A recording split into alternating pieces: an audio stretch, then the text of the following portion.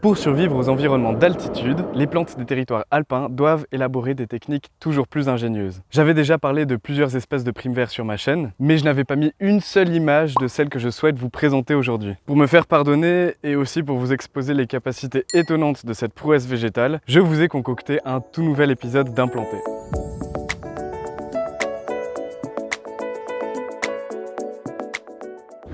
Salut la compagnie. Aujourd'hui on parle d'une plante assez particulière qui pousse au beau milieu des linéaires et des globulaires. C'est-à-dire jusqu'à 2400 mètres dans les étages subalpins et alpins. Primevère auricule, ça rime avec ontank, j'ai vraiment pas trouvé mieux. Mais son nom fait d'abord référence à la texture et à la forme cartilagineuse de ses feuilles. Et oui, les botanistes ne choisissent pas le nom des plantes au hasard en jouant au Scrabble. Et le F! Ils se réfèrent aussi à ce qu'ils voient, à ce qu'ils goûtent, à ce qu'ils touchent et aussi à ce qu'ils sentent, n'est-ce pas les léborphétides? Mais laissons les renonculacées en dehors de ça. Primula auricula fait partie de ces primulacées qui adorent la montagne. Mais contrairement aux vaches ou aux riches qui se cherchent une personnalité, cette plante a su s'adapter aux sols calcaires, durs et rocailleux des hauts sommets alpins. Les conditions de vie dans les sols calcaires et rocailleux ne sont pas des plus confortables. Mais elles le sont d'autant plus lorsque nous nous approchons des falaises et des pentes abruptes à près de 2000 mètres d'altitude. Oubliez la richesse et la consistance des sols forestiers. Ici, ni l'humus ni la grande diversité de faune ne pourront retenir l'eau ainsi que vous procurer tous les nutriments dont vous avez besoin. Il est dit que seuls les recoins où la poussière de roche et les maigres épaisseurs de déchets végétaux se cumulent demeurent propices à l'implantation de plantes telles que la primevère auricule. La température et le climat y sont également plus hostiles. Mais ce qu'il faut craindre avant tout semble bien entendu les rayonnements ultraviolets. Son abondance y est dangereuse pour tous les fragiles brins d'ADN qui s'épanouissent au cœur du vivant. Son influence sur la taille des végétaux y est d'ailleurs significative. Très instructif. Et c'est vrai que la météo et aussi les UV sont aussi un problème. Mais pour l'instant, je vous propose d'apprendre à reconnaître cette fleur.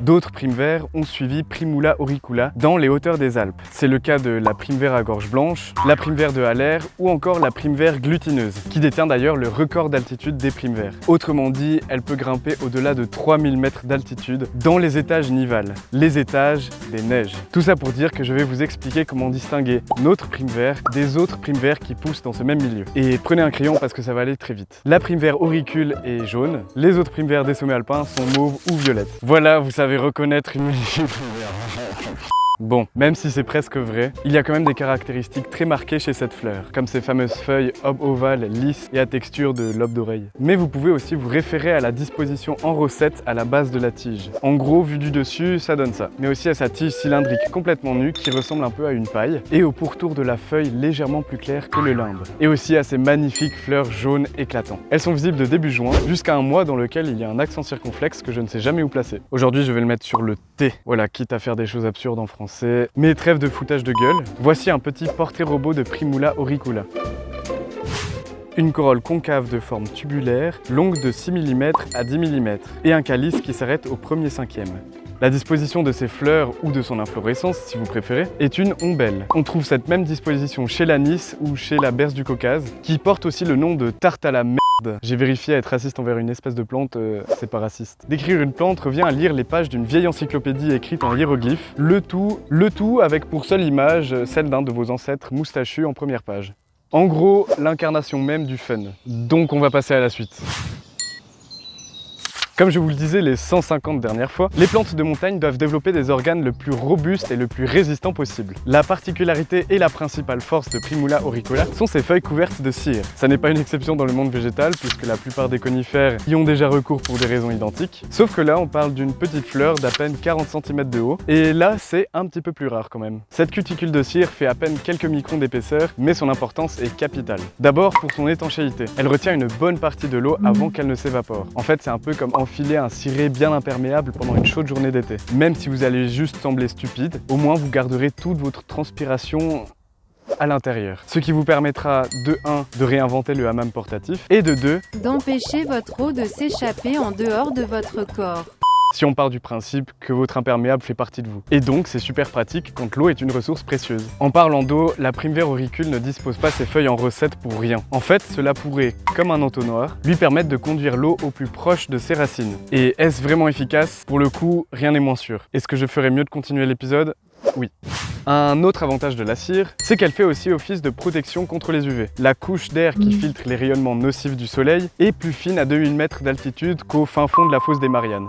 Bon, c'est un petit peu extrême, il faut donc protéger son ADN des mauvaises radiations solaires. Et c'est ce que fait aussi cette fine couche cireuse sur les feuilles de Primula auricula.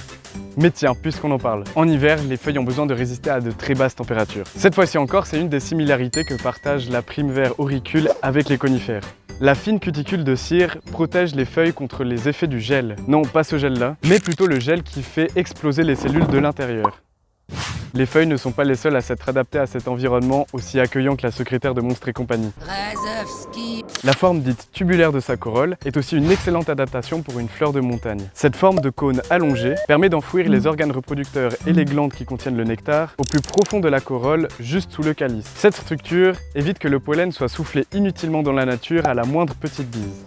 Le but de n'importe quelle fleur reste quand même de féconder une autre fleur de la même espèce, au mieux sans avoir besoin de produire 5 tonnes de pollen pour que seulement 2% atterrissent dans un partenaire potentiel. Et la meilleure solution, ça reste bien sûr de compter sur les précieux pollinisateurs. La seule difficulté pour la Primevère auricule, ça a sûrement été de trouver un insecte avec une trompe suffisamment longue pour venir aspirer le liquide sucré caché tout au fond de sa corolle. Les papillons s'avèrent donc des parfaits candidats pour transporter les gènes de Primula auricula. Mais aujourd'hui encore, on ignore lequel a influencé l'autre dans cette formidable coévolution encore plus vieille que... Pouh, j'étais pas né en tout cas. Un autre avantage, assez important pour une corolle tubulaire, c'est de protéger le nectar de la déshydratation. Ce liquide sucré se compose à presque 90% d'eau et risque facilement de se cristalliser ou de se transformer en gelée à cause de la chaleur ou du vent. Alors là n'est pas le problème, j'adore la gelée, de coin notamment. Par contre, je préfère ne pas être forcé à en manger à la paille et je me mets à la place de ces pauvres papillons qui n'auraient plus rien à aspirer si le nectar venait à sécher. Enfin bref, je pourrais épiloguer encore des heures sur ses fruits, sur ses racines, ou encore sur la couleur de cette Primevère auricule, mais je crois que l'essentiel a été dit. C'est l'heure maintenant de liker ou de partager. Un grand merci à vous qui suivez ma chaîne. Les autres, si vous souhaitez vous abonner, il y a encore de la place. J'espère que cet épisode 5 de Implanté vous aura plu, et sur ce, je vous dis à bientôt. Salut tout le monde.